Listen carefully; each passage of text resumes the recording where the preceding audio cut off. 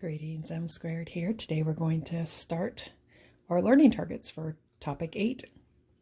So topic 8 is called quadratic functions, and you'll see we have 4 learning targets. Today we are just going to talk about part of learning target 1. So learning target 1 is identifying key features of a quadratic function.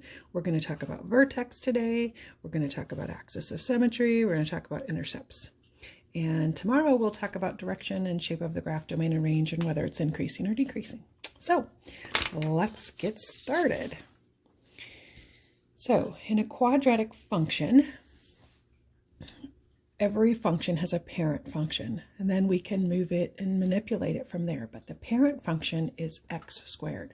So you'll see f of x equals x squared. You may see y equals x squared.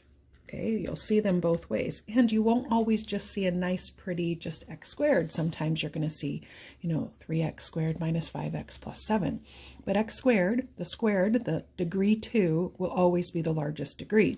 So we want to make sure that we know that. Now we're going to start with the parent function, because the features that exist in the parent function will carry us through and kind of get us to figure out patterns later. The quadratic function, this parent function, is the simplest function in the quadratic function family, and its graph is called a parabola. So we're going to find some points so that we can graph it, so that we know what it looks like. So we're going to put a -2. It says it's x, so we're going to find f of -2. So that means we have to square -2, and when we do that we get 4, because -2 times -2 is 4. So that means our x and y, x was -2, y was 4. We're going to do that for -1 for 0, 1, and 2. I'm not going to do this every time because I think you can figure that out. So -1 squared is 1. So I have -1, 1. 0 squared is 0. So I have 0, 0. 1 squared is 1. So I have 1, 1. 2 squared is 4. So I have the points 2, 4. Now, what I want you to notice is what's happening to y. Y goes from 4 to 1. That's decreasing. And then it goes from 1 to 0, also decreasing. But then it goes from 0 to 1 and then 1 to 4. That's increasing. You will always see that pattern in a quadratic function where on half of it, it will increase, on the other half it will decrease, or vice versa. That will always happen. And I'm talking about y's when I'm talking about increasing or decreasing. So let's graph those points. And we'll get more into comparing the graphs and its features later, but let's graph these points. So we have -2, 4, 1, 2, 3, 4. Then we have -1, 1, 0, 0, 1, 1, and 2, 4. And if we continued, if we had put a 3 in, or a -3, we would have gotten 3, 9. So I'm just going to go ahead and graph those points too so you can see it. And this shape is called a parabola. It's kind of shaped like a U, and sometimes it is, excuse my graph, it's not really pretty, but sometimes it is skinnier, sometimes it is, we call that narrower or wider.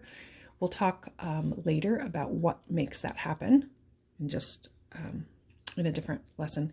But it can be upside down, it can be left of that or right of that, but this is the graph of the parent function. So we're going to notice some key features of this. So the first one we're going to talk about is the vertex, and the vertex is the turning point of the parabola.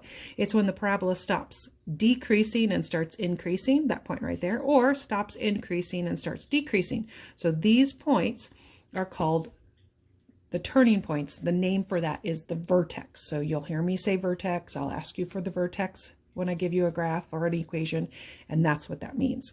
Minimum and maximum are important words, because when it gets into word problems and they're going to ask you, what is the minimum value of this? What is the maximum value of this?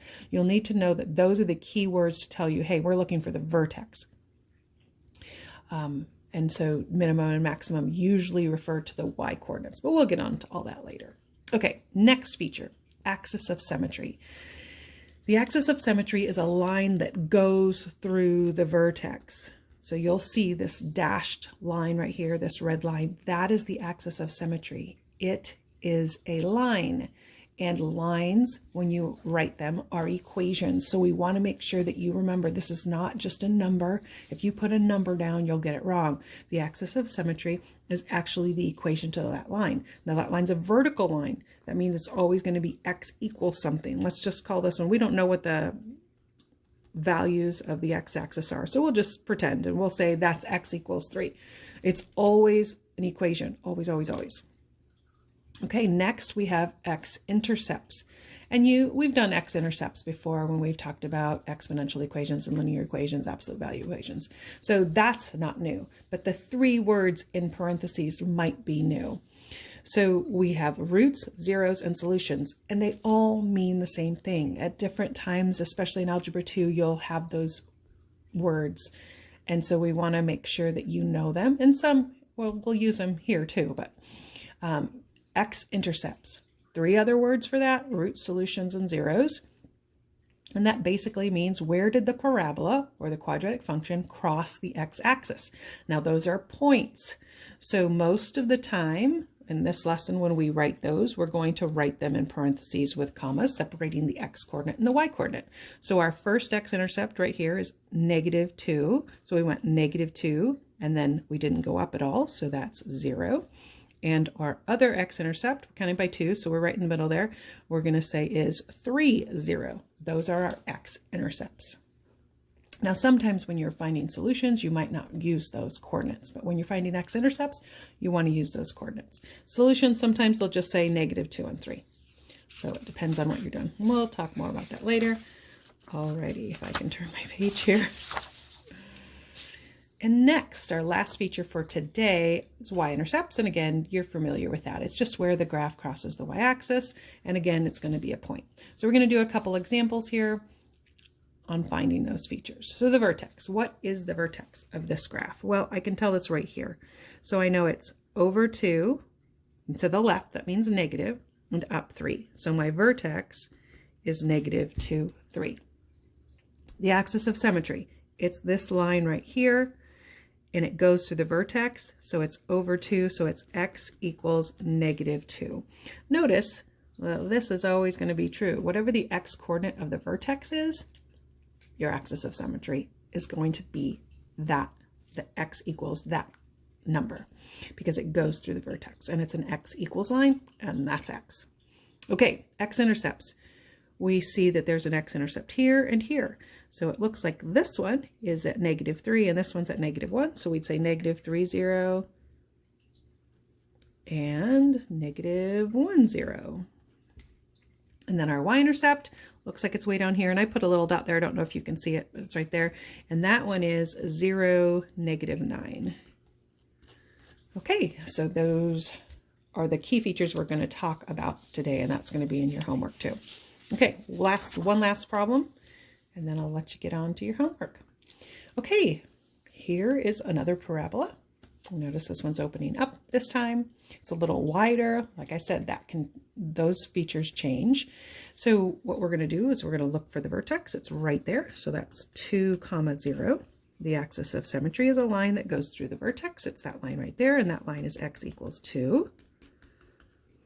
And the x-intercepts, notice there's only one this time because it's the vertex is the only x-intercept. So in that case, there's 1. So, and there might be none. It might like come up here and you won't have any. That's okay.